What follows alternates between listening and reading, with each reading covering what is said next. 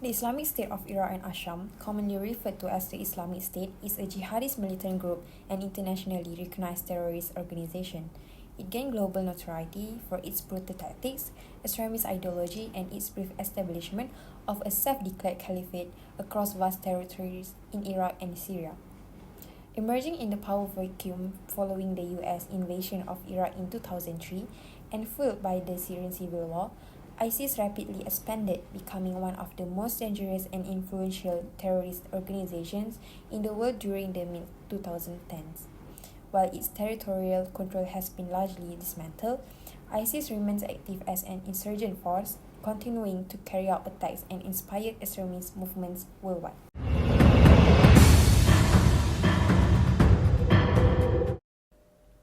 Okay, next I would like to move to a background of ISIS. The Islamic State of Iraq and Syria, which is also known as ISIS, operated with a highly organized structure led by a caliph and supported by deputies for Iraq and Syria. It had departments for finance, media, military operations, and governance, creating a bureaucratic system to control its territories. In recruitment, ISIS used social media to attract global fighters, promising purpose and belonging. Locally, it offered salaries and stability while also targeting women to join as contributors to its society. Operationally, ISIS combined guerrilla warfare with advanced technology like drones and IEDs. Its propaganda effort intimidated opponents and inspired recruits worldwide. Financially, ISIS relied on oil smuggling, taxation, extortion, and looting, including the illegal trade of antiquities. These strategies funded its operation and allowed it to function like a well-organized enterprise.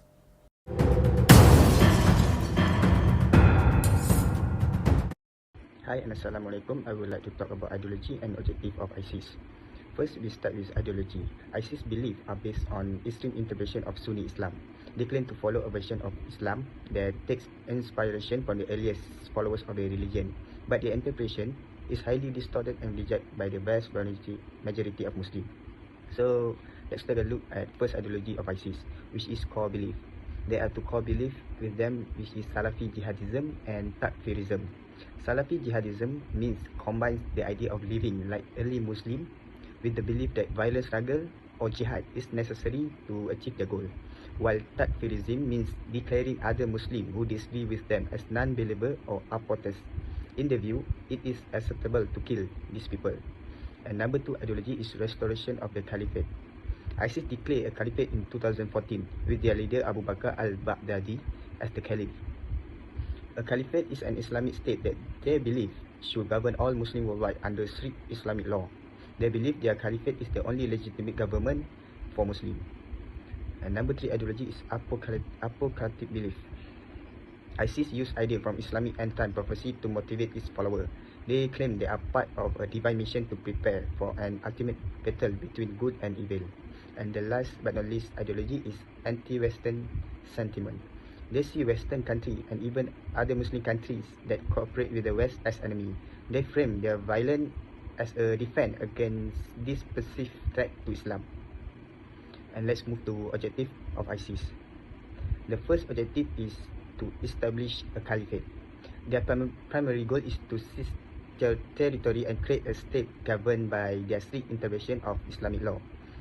At its height, ISIS control large part of Iraq and Syria. They enforce harsh rules, including severe punishment, censorship, and oppression. Number two objective is global jihad. Beyond creating a state, they aim to spread their ideology worldwide by inspiring and coordinating attacks. They encourage lone wolf attack in Western countries and support local affiliates in Africa, Asia, and other regions.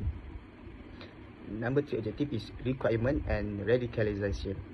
ISIS use social media and online propaganda to recruit fighters and spread their ideology. They target young, impressionable individuals and offer them a sense of belonging.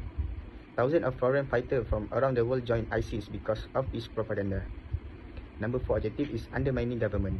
They exploit weak states like Syria, Iraq, and Libya to fill power vacuum and establish control. Their aim is to weaken government and create instability, which allow them to grow. And the last but not least objective is erosion of social harmony. By encouraging sectarian violence, ISIS seek to divide communities, especially between Sunni and Shia Muslim. This division weakens unity in Muslim majority countries and chaos.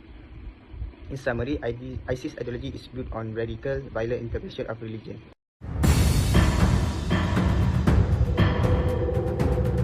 Causes of political problem is lack of legitimacy. ISIS proclaimed a caliphate in 2014, but its claim to legitimacy was widely rejected by Muslim-majority countries, religious authorities, and global powers. Most Muslims viewed ISIS' interpretation of Islamic governance as extremist and fundamentally inconsistent with Islamic principles. The harsh authoritarian rule and disregard for human life alienated local population and external actors alike. Opposition arose immediately, with Sunni tribal leaders rejecting ISIS rule in their regions and global coalition forming to combat its influence. Religious institutions also condemn ISIS ideology. For instance, Al-Azhar University, one of the most respected centers of Islamic learning, denounced the group action as a violation of Islamic teaching. Even Muslim-majority countries that share a Sunni, like Saudi Arabia and Turkey, oppose ISIS because of its radical and unstable agenda. This widespread rejection undermined ISIS' claims to authority and highlighted its lack of legitimacy on political, religious, and international fronts. Next is causes of social problem are sectarian exclusivity. ISIS imposed a radical Sunni Islamist ideology that not only sought to establish its vision of an Islamic state but also systematically persecuted other religious and ethnic groups. Declaring Shia Muslim as heretic, ISIS launched a violent campaign against them by labeling them as enemies of Islam. Christian and Yazidis, two of non-Muslim minorities, were subjected to even more horrific crimes, including mass execution, forced conversion, and slavery. For example, in 2014, thousands of Yazidis were killed, women and children were kidnapped, and many more were sold into slavery during the Yazidi genocide in Sinjar, which is among the most horrific. Beyond targeting individuals, ISIS also aimed to erase the cultural and historical identity of diverse communities by destroying significant cultural heritage sites. Ancient landmarks like Palmyra in Syria and sacred Shia shrines in Iraq were deliberately demolished to rewrite the region's cultural history and eliminate non-Sunni influence. ISIS left severe wounds on the society to control by upending long-standing customs of coexistence with this act of violence and devastation. Lastly is causes of economic problem, which is loss of territory. Its financial model was deeply tied to the territories it controlled, as the group exploited natural resources, extorted local population, and engaged in widespread looting. The loss of territory significantly disrupted this economic base and crippling its abilities to sustain operation. A major source of revenue for ISIS was the control of oil fields in Iraq and Syria, where it sold crude oil on the black market. As coalition forces systematically recaptured key cities and oil fields, ISIS was cut off from vital resources, taxation system, and smuggling routes that were crucial to its financial stability. Without territorial control, the ground could no longer maintain large-scale governance or fund its military activities. The fall of Mosul in 2014, Iraq's second-largest city, marked a turning point as it eliminated a major source of income from taxation and smuggling. Similarly, the loss of Raqqa, ISIS' de facto capital, dealt a critical blow to its oil trade and administrative operation, leaving the organization economically crippled and unable to sustain its former dominance.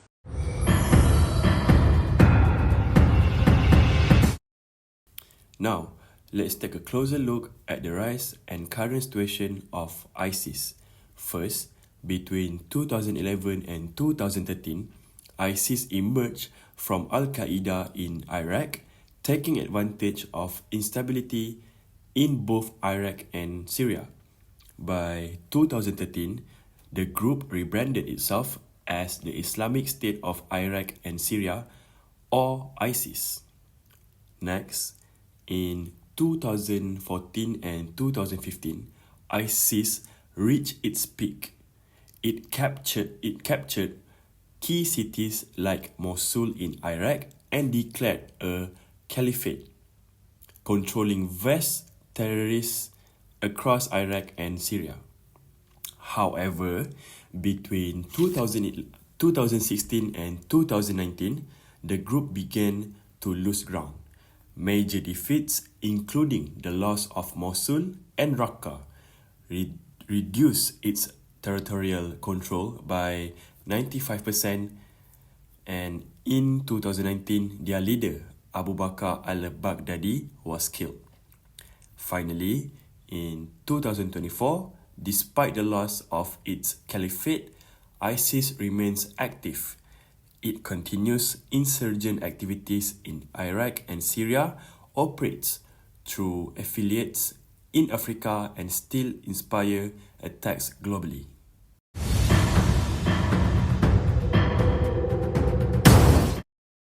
So for the next part, I will talk about ISIS global impact.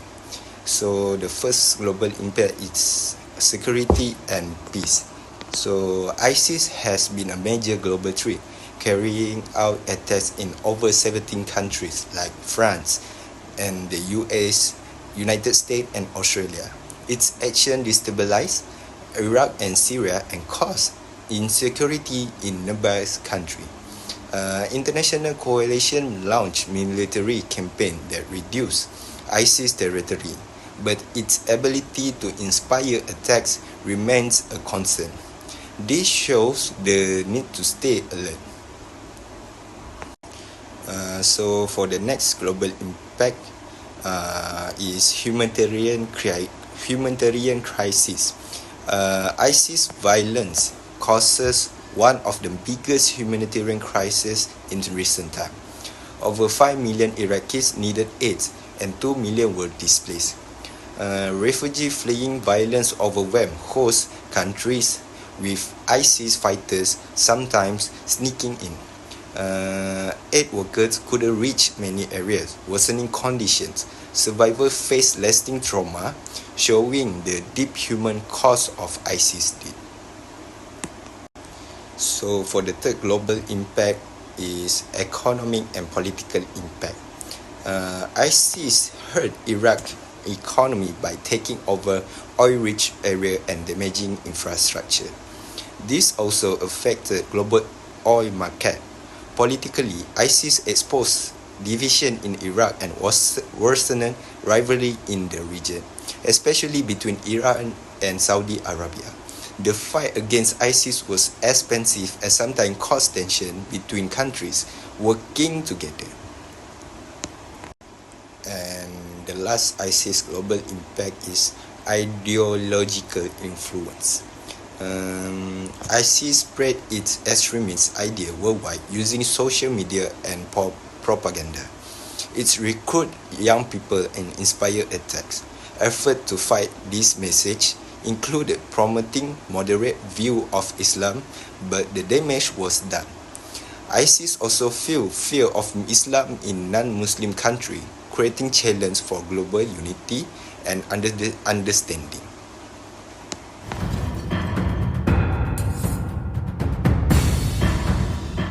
In summary, the Islamic State of Iraq and Ash-Sham has been one of the most significant global threats in recent history. Although its self-declared caliphate has been destroyed and its leadership disrupted, the group continues to pose a risk through insurgent operations and the spread of its extremist ideology. ISIS' ability to thrive in politically unstable regions highlights the need to address the underlying causes of extremism. Ongoing international collaboration, counter-terrorism strategies and preventive actions are crucial to curbing the threat of ISIS and preventing the rise of similar groups in the future.